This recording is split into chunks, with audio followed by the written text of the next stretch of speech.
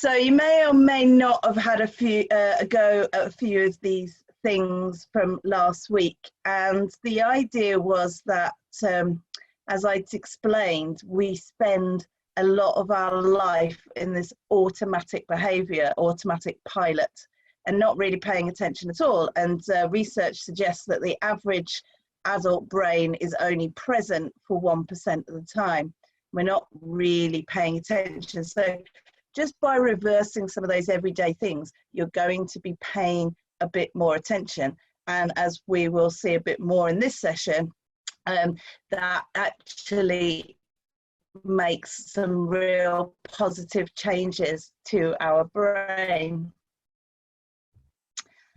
So last week I started with a challenge to actively listen, and I didn't really ask for feedback on how that had gone, but as a reminder today, the active listening challenge. So as you're listening to me, be aware if that self-talk or chatter starts coming, and you don't have to engage in it. You can just let it go and focus more on what I'm saying. And I talked about coming across this exercise at an emotional intelligence and mindfulness conference in New York. And as I had explained, I realized that it's probably something that was going to be good for me to have a go at, because I'd always been told I didn't really listen, mainly by my dad actually. And so we sat down in the exercise, and we sat down in pairs, and someone was talking and the listener would actively listen, and then they'd have to sort of repeat back what they said. And it struck me very quickly how that exercise could increase emotional intelligence. Now, emotional intelligence was something on my scholarship that I started looking, I was initially looking at. I was quite fascinated how our society seemed to traditionally be based on IQ, our intellectual quota, and how many GCSEs or A levels or degrees that you had. Yet there were so many people that I came across that didn't have any qualifications at all, but were incredibly successful in their own right.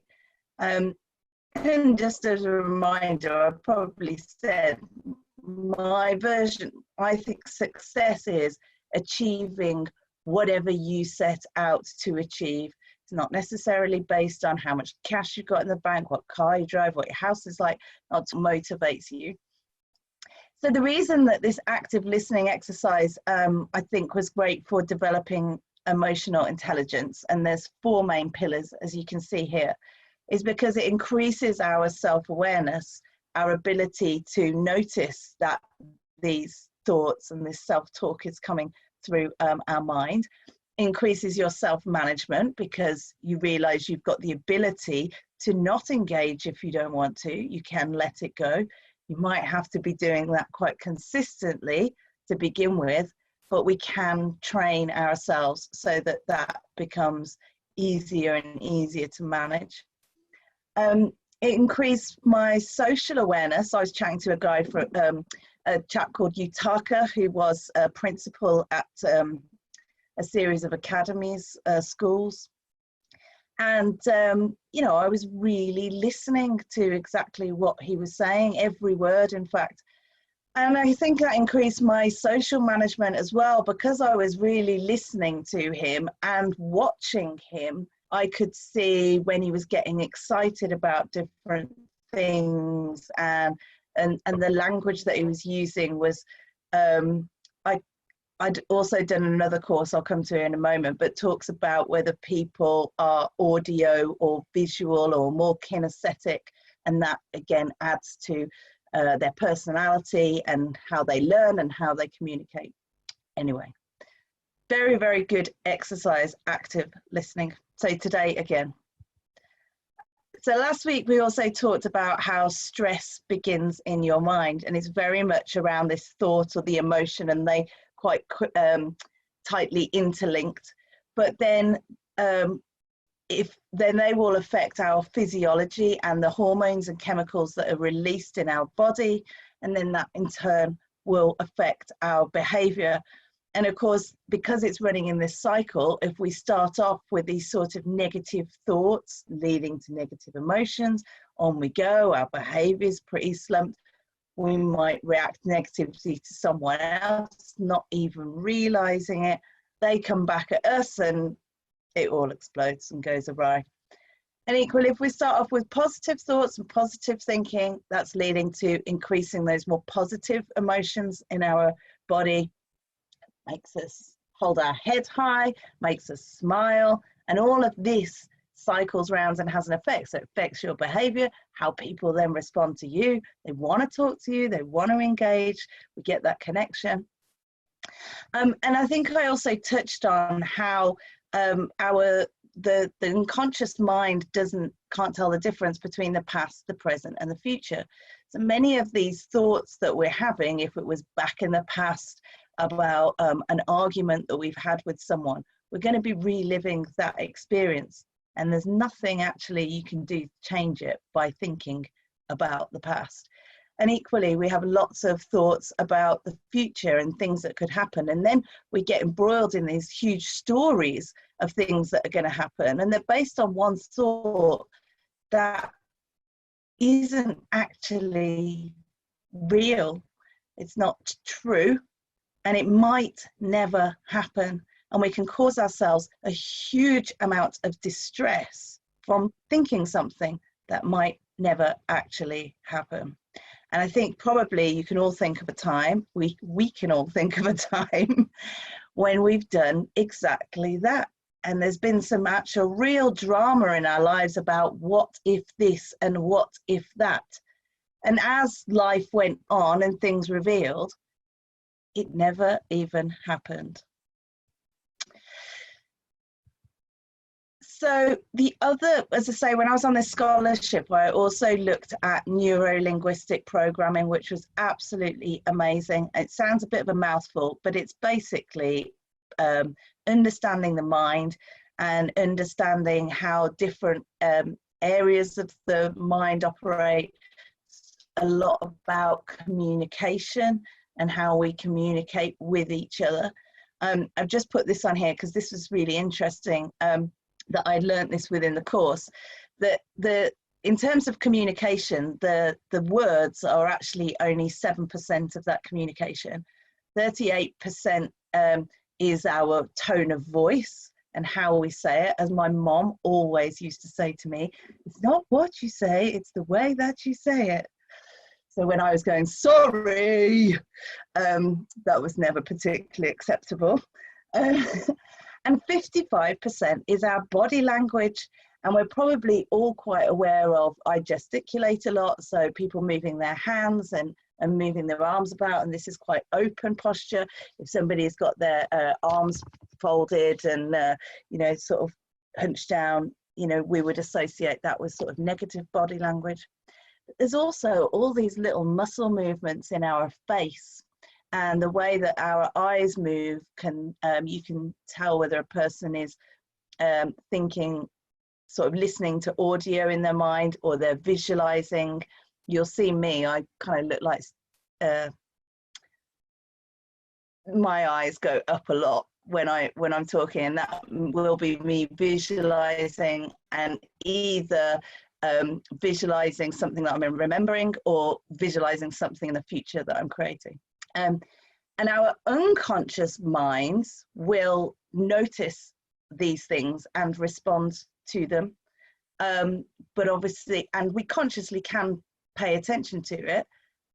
But I was realizing that I just did not even remember a lot of the time, and have a conversation with someone sort of planning to think, oh, I'll pay attention to this.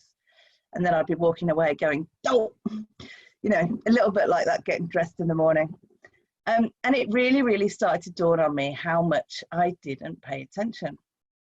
And then I came across mindfulness, and all of these companies have introduced mindfulness in some form or another to their employees. And they were claiming that there was a whole host of benefits, not only to the employees themselves, but to the business, because obviously the people working within a business is absolutely the reflection of that work that's going on. So I thought there must be something in this. And I was right for me. So what is mindfulness? The University of Massachusetts Medical School would say it's consciously paying non-judgmental attention in a very deliberate manner to the present moment. That didn't mean anything to me the first time I read it. But you're in that state of awareness, rather than, you know, sometimes we're completely and utterly lost, just doing our thing. Non-judgmentally is almost impossible. We judge everything. And if you remember, we created this model of the world when we were sort of between 3 and 8. So pretty much everything we see is getting filtered through that stored knowledge and being judged as it's coming through our mind.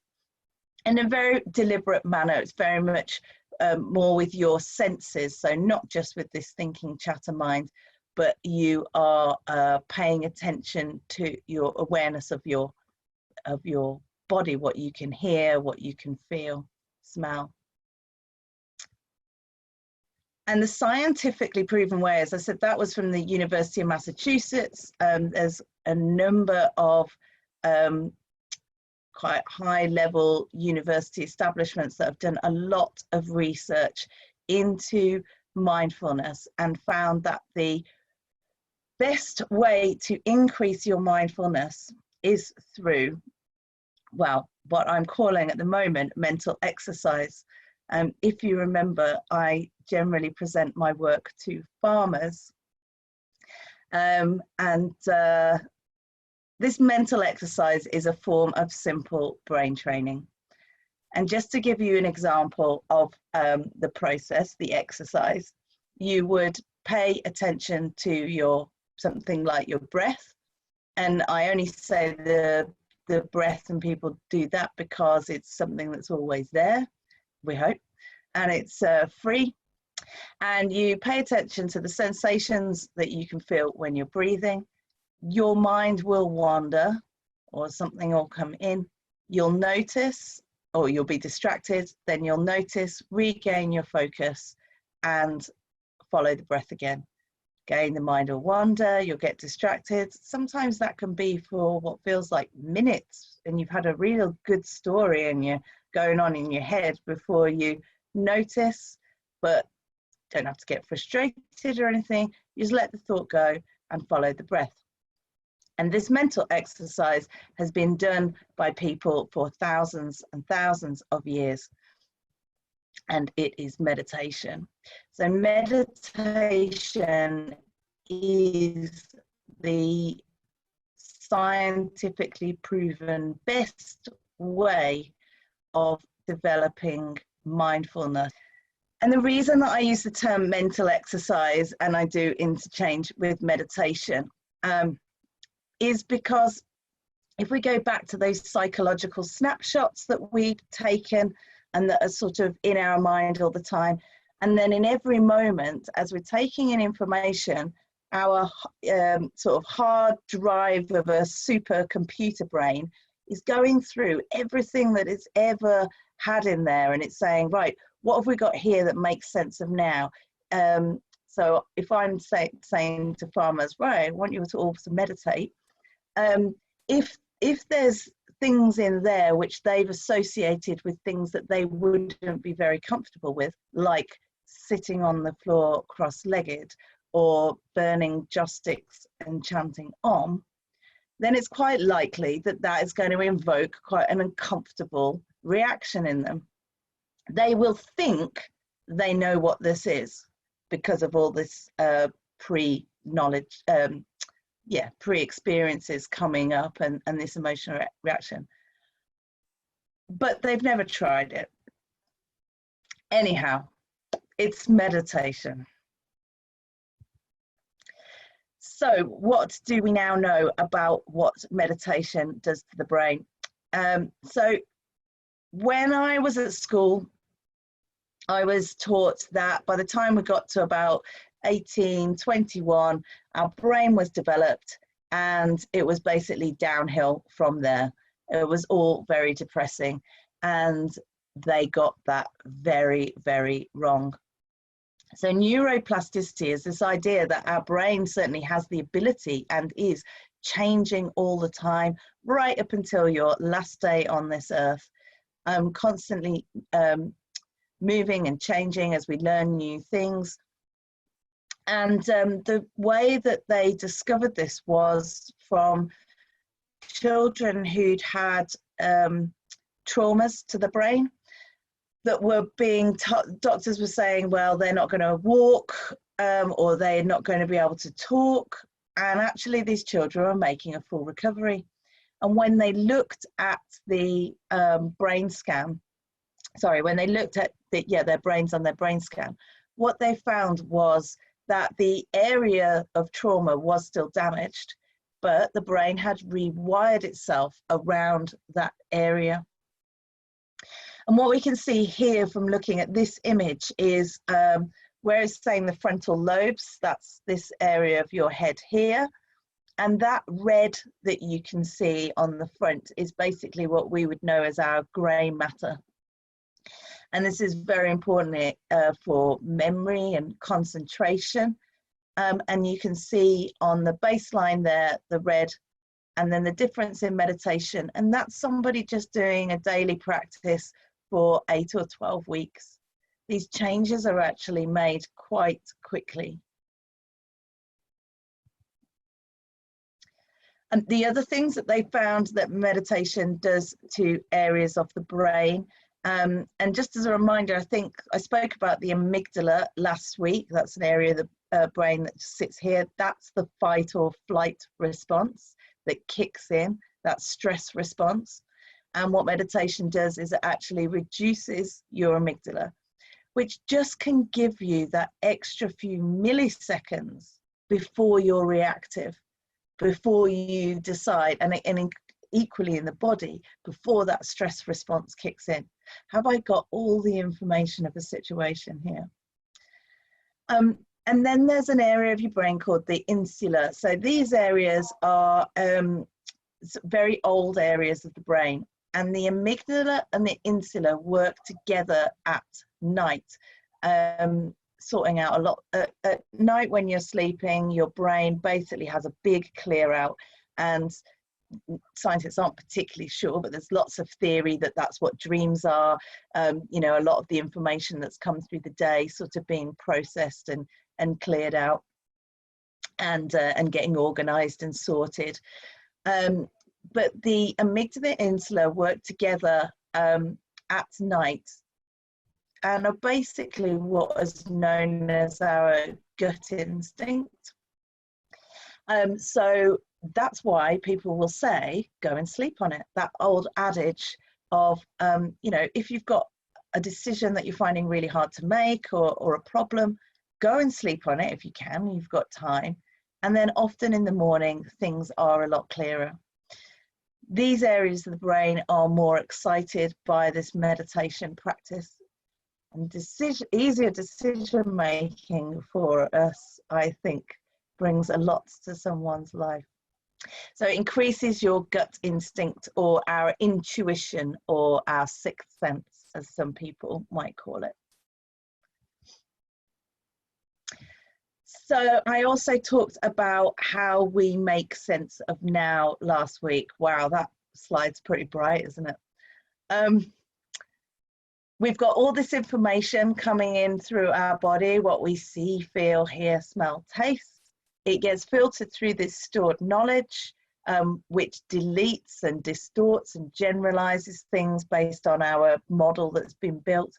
And basically what we get is our version of reality. What meditation does, this is really hard to explain, I think. And I hate to be dogmatic, but I would say that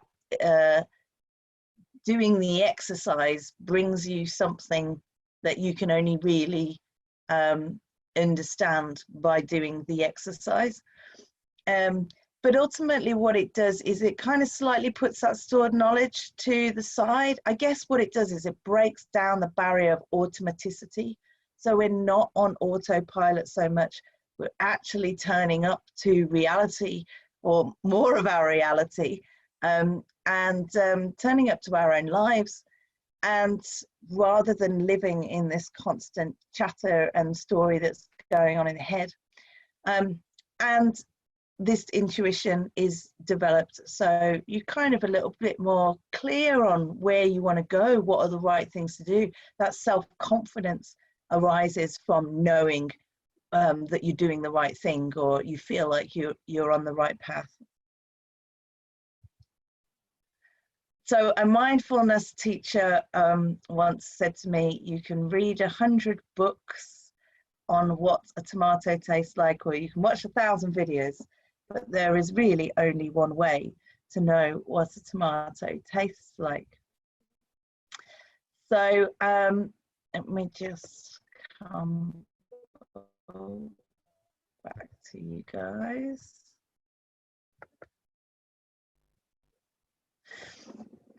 Okay, we're going to do a little exercise.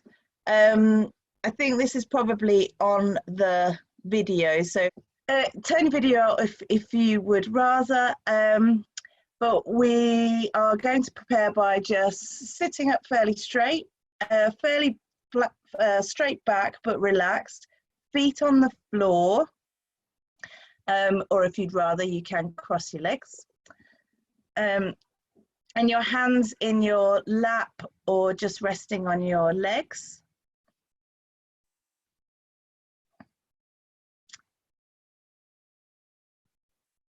And the first thing I'd like you to do is just take a really nice deep breath in through your nose so you can hear yourself. So in through the nose and then out through the mouth. And I find it's really nice sometimes to do that big hard breath. So in through the nose, out through the mouth, and just relax the body. Just get comfortable. Do another 2 or 3 of those. In through the nose and out through the mouth, and in through the nose. And then on that out breath, if you're comfortable, just let your eyes close. And the first thing I'd like you to do is just become aware of your body on the chair, the weight of your body sitting down. Just what you can sense from sitting.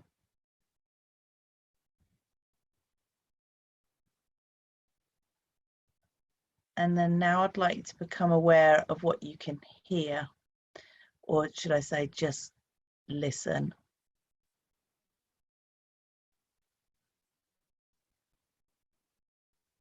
If thoughts come into your head, don't have to engage, just let it go and go back to listening.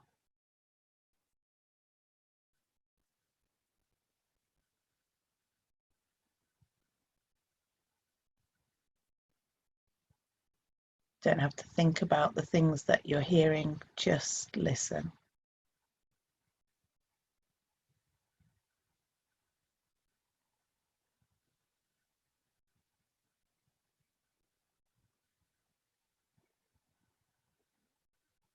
Now, again, I'd like you to take your attention to the soles of your feet. All your attention to that area of what you can feel.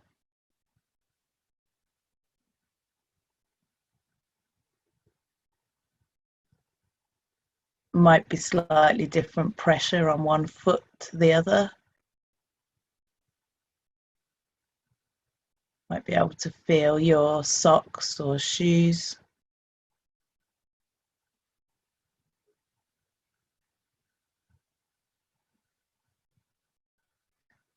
Now I'd like you to take your attention to your breathing. And this might be in a few different ways. You might be able to feel your shoulders moving up and down. Breathe in and out. Or your chest moving. Stomach. You might be aware of the air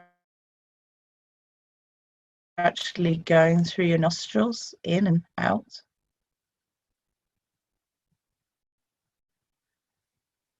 if you've got any chatter going on, just let it go and come back to focusing on your breathing.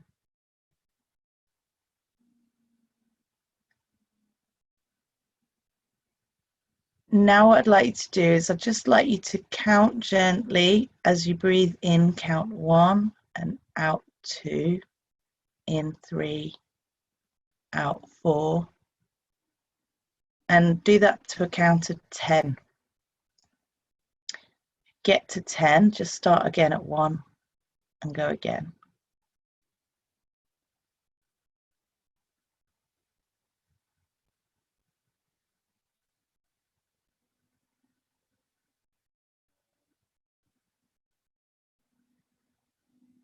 If the mind wanders, just go back to the number you left off at or start again at 1.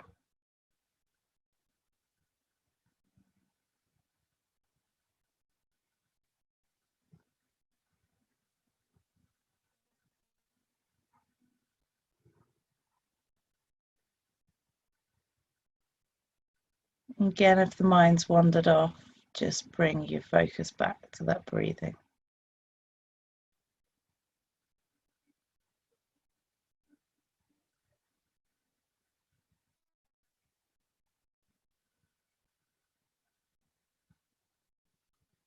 And once again, I want you to take your attention now to just listen.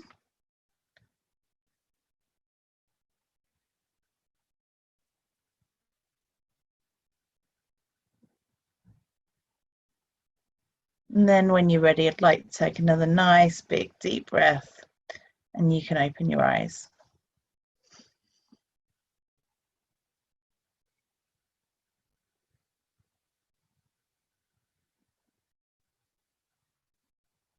Back in the room, everyone.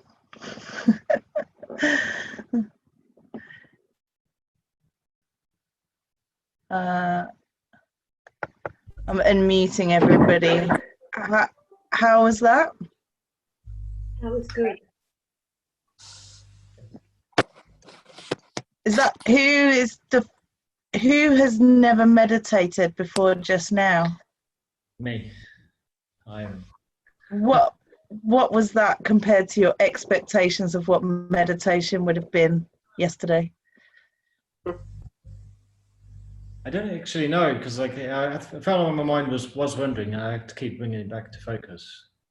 But then I was losing it again. But then it's doing that process again, that step. But I don't know what the difference would be from yesterday to today, though.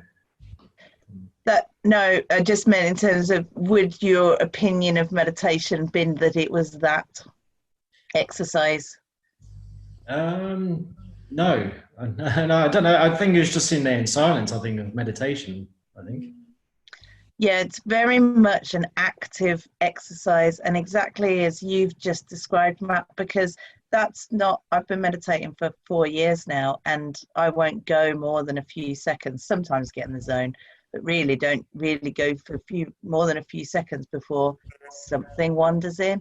Sometimes I notice immediately and let it go. Sometimes I'm way down the track on a story before I realize. And actually, it's a good thing in terms of the wandering. The reason that you are doing this training is to train that. And that cycle that I just showed, where you're focused on the breath, you're distracted, and you regain focus and works. It's the same as if I went to the gym and I was lifting weights. This action of lifting the weight up and down is what is building the muscle in my arm. The action of getting distracted and then refocusing, paying attention, distracted, is what is making these changes in the brain and building that in our brain. So it's a good thing. And when I hear people say to me, oh, I'm no good at meditation, I just can't switch my mind off. Well, that's the point, you know. It's a good starting point. Yeah. Anybody feel anything that of discomfort or didn't like it, or is it something everybody would have a go at again? Mm-hmm. Yeah. Yeah, definitely. So I use it, Holly, if I can't sleep. The counting, the breathing and the counting is really, really good for me to kind of, like you said, bring your mind back, and it helps me get back to sleep. I have a bit of a problem issue not being able to fall back off to sleep if I wake up because my mind wanders. Yeah.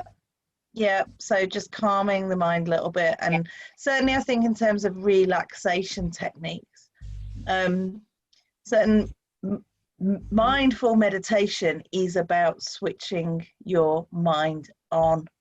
As I say, it's a very active process. Well, thank you for all having a go, at least. So we've seen in terms of scientific research that it's making these changes to areas of the brain, and the work that I've been doing over the last few years, we've actually got a tool which has measured people going through a mindfulness and meditation program, and this is just after probably about an average of about 12 weeks of them starting. It's like going to the gym in terms of exercise, though. If you go, you're going to make progress. If you stop going, you're going to eventually end up with the same dad bod. But what we found through the study is that meditations actually increased self-discipline by 25%, increased purposeful focus by 20%, increase positive state of mind by 24%, increase people's flow by 10%. I was going to speak a bit more about that in a moment, and reduced stress by 20%. And if you remember, we talked a lot about the effect that stress has on our body, on our mind, on our emotions, on our behavior. I think just being able to drop that by 20% is good news. So flow is when you are in the zone, when you are riding that crest of the wave, when things are effortless. I guess if it was a continuum in terms of mental health, if chronic stress and depression is one end, then flow is at the other. It's those times in our lives where we feel really, really great. I won't read through all of these things. You guys are going to have the slides, but it is, there are no cares or worries. We might have this in quite short bursts when we're focused. I wonder if you had moments of flow, Matt, when you were doing your model building through the day and you're totally engrossed in it. There's no cares or worries. They're just not even there, and therefore that's not going to have any stress response in our body. Kind of really getting something. Maybe when you're cooking Sangeeta, I imagine there's some moments of flow where you know exactly what you're picking up and putting in, and it's just a great place to be. And meditation has been shown to allow people to get into flow more in their lives and more often. Connecting the dots. I just wanted to cover this because, as I say, on the opposite spectrum of flow is chronic stress and depression. And life is not always the easiest. And we do face lots of challenges, and sometimes, and I think probably you've seen, it's actually more to do with us than what is actually going on in life. It's more about how we see what is happening and how we relate to that. Steve Jobs makes a really great speech. Just Google Steve Jobs connecting the dots. It's one of the university graduate speeches. And he says for all the times that he was sort of ousted out of Apple, or, it was sort of obviously a long story. And he went through some pretty hard times, but looking back, he can see actually in his life how even the bad times led somewhere to something good. And I guess there's a couple of things here. One is a reminder that when we're faced with something that we deem is terrible, like perhaps you're thinking global lockdown is terrible, whereas I'm loving it. But when we're faced with that and we're thinking about all these things that could happen and how terrible it is, actually when we get through it, we realize that half of that stuff didn't happen. 90% of that stuff did not happen. Yet we got ourselves all stressed and had that stress response, which has become this really negative cycle, perhaps. And the other thing is, so Beckett's Farm is where, that's my family business, which I absolutely loved working at. It was definitely a cause of a lot of stress. And at the time, I had no idea. I was so focused. I would have said I was so focused and driven and going where I wanted. But really, I was just completely and utterly in my own head. And I applied for this Nuffield scholarship, which was it's a travel scholarship, and that was probably one of the lowest points of my life. Really, really, really dark place. Yet I got the scholarship. I winged it. You know, people who are facing chronic stress and depression in their lives, there are some people you just would not know. And they are still achieving things and they are still getting stuff done, but they completely and utterly hide it away. And ultimately then I got my Nuffield scholarship and went and had a great time and traveled around the world.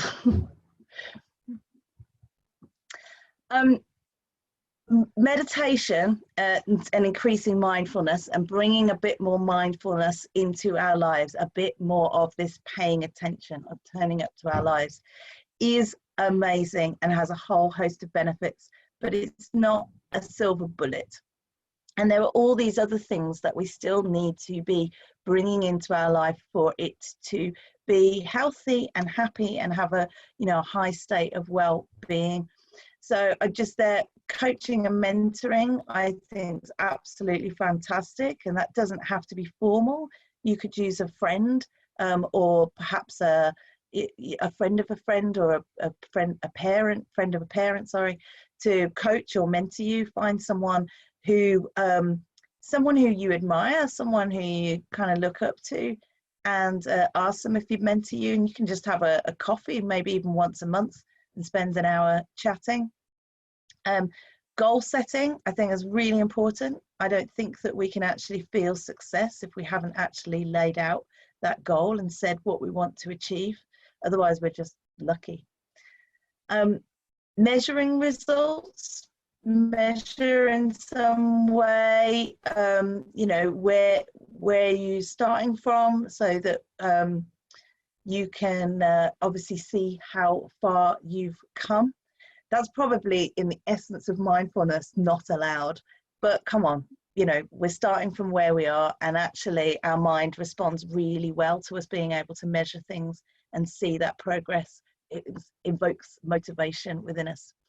And knowledge exchange, don't stop learning. Probably the biggest thing they could have taught me at school, which they didn't, is once you leave school, don't stop learning. You know, every time we learn something new, that's contributing to increasing and changing our consciousness and adapting to new situations, and being able to adapt to new things. So it all goes into the pot of success, achieving what we set out to achieve. And the other thing I'd encourage people to do is find your why. I really like the Simon Sinek Know Your Why book. And I would say, if you don't know why you're doing something in any moment, then you probably shouldn't be doing it. These are just some of the whys in terms of the people that I've worked with, of why they do meditate on a regular basis. I'm always nagging about it being daily. And the reason, I'll just say that with the study that we've done, we found that meditation, it's the regularity that seems to drive more, a greater degree of benefit. So people who are meditating just for 6 minutes, but every day, show more of an increase in those areas that I spoke about than somebody who's meditating for 20 minutes or half an hour, but only 3 times a week. So 6 minutes a day is enough to make these changes and bring these benefits around. And if you can't do 6 minutes, 2 minutes. Toilet is a very good place to meditate. Science would tell you that it's best to do it in the morning, but work out what works for you. My mind is way too busy in the morning, so I like to have a cup of tea and just sort of I do a bit journaling in the morning maybe and get some of those thoughts down, and just kind of not too late in the day, because then I'm engrossed in it and it goes out the window. But probably late morning is a nice time for me. But try it out and see what works best for you. So these people, though, gives me more feeling of control in my life and a sense of peace more often. And as I said last week, the only thing we truly have control of is, or the ability to control, should I say, is our state of mind. But of course, there are times in our lives where we feel more in control. Allows clearer thinking and reduces brain fog, that sort of muddled place that we can get to sometimes. People said that they become less clumsy and accident prone. And in terms of the businesses that have introduced mindfulness, that is one of the highly reported benefits, that accident rates reduce. People challenge me on this quite a lot, but in 99% of times, accidents don't just happen. We're not paying attention. Sleep is more consistent and better quality. People, this is a very, very big one. When I'm at work, I'm at work. When I'm at home and I'm at home with my family, I'm paying attention and giving them the attention that they deserve. Productivity is probably the other second most popular, increasing productivity in people's day. Because when you can get rid of, to begin with, you'll be consciously noticing your pointless thoughts. Oh my God, I've only got 5 minutes to get this done. That's not helping you get it done. Oh my God, I've only got 4 minutes and 55 seconds to get it done. Still not helping you get it done. What you want to be focused is knowing that 5 minutes is a long time to still get the kids ready and pick up your stuff for work and finish off the lunch and get everybody out the door. And a couple of people I've worked with as to help them lose weight without constantly thinking about it, because when you're constantly thinking, I don't want cake, I don't want cake, I don't want cake, there's really only one thing on your mind. And at the bottom there, which I think is the most important and actually really is a sort of a foundation or an umbrella to the other things, taking your overall mental health and well-being from good to great. Do not wait until you are in crisis before you learn how to better manage your mind, because it is a lot tougher to move from that hole. Not impossible at all. In fact, very, very, very doable. And people make absolute full recoveries from not only poor mental health, but mental illness. But it's a lot easier, as I say, to notice when something's kind of going awry if you've already made better friends with your mind. So this week's challenges then, and this is a challenge that is obviously optional to take up. There is nothing I can do to manage your mind for you. But the challenge is meditate, meditate, meditate, meditate, meditate. Or if you're more comfortable with the term mental exercise, it's mental exercise for 5 days in a row. I really think there's a difference, and I found this, and most of the people that I work with come and say the same. On day 4 or 5, it's like, oh, that's what you were talking about. I'm going to send you that link. There is some exercises, and I'll send that in the email as well. And they are just 6-minute exercises. So it's 6 minutes of your day, which has potential to improve the other 23 hours and 54 minutes. Mindful moments. So when we just sat and did that exercise earlier, or I was saying just listen, you can just have these throughout your day. Just remember to have maybe just 2 or 3 where you become present and just listen 30 seconds for what's around you, or you have a nice deep breath and then just focus on your breath, just count to 20. You could do mindful eating. I'm not very good at this, being one of a family of 4, so I still gobble it as quickly as possible before it's gone. But just taste your food. I do try and do at least the first mouthful. Taste your food, feel it in your mouth. Wendy will be a fan of this, I would think. And one that's very appropriate at the moment that you can do every time, I think there's a lot more hand washing going on. So when we're washing our hands, where are we usually? Somewhere that in the past, or thinking of the next thing to do. Just be there washing your hands. Listening, feeling, washing your hands for the sake of just being there, washing your hands. Mindfulness is not about your life being all sunshine and rainbows. It won't, because as I say, you know, those stormy times, of course, they're still going to come. But I would say this, that being aware, more self-aware, and making these by doing the exercises, and it's only by doing those exercises that these changes in the brain are made, then actually you can have a different relationship with those stormy times.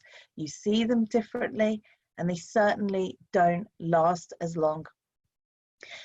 A bad day doesn't have to be a bad day because something happened in the morning. If you can just notice it and let it go, you just had a bad moment in the morning.